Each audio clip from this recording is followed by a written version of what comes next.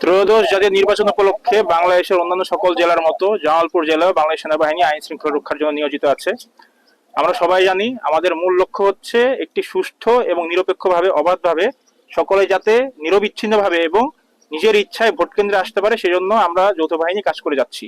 এবং শেষ পর্যন্ত আমাদের এই নিরলস প্রচেষ্টাই থাকবে যাতে সবাই নিরবিচ্ছিন্নভাবে নিরপেক্ষভাবে তাদের ভোটের যে নিজেদের যেই দাবি করার যে ইচ্ছাটা আছে সেটা তারা সবাই আদায় করতে পারে, এবং এটার জন্য আমরা শেষ পর্যন্ত কাজ করে যাব।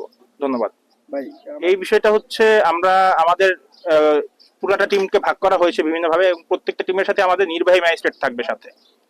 এটা নিয়ে কোনো চিন্তা করার কোনো কারণ নেই, নির্বাহী ম্যাজিস্ট্রেটও থাকবে এবং আমরাও থাকবো।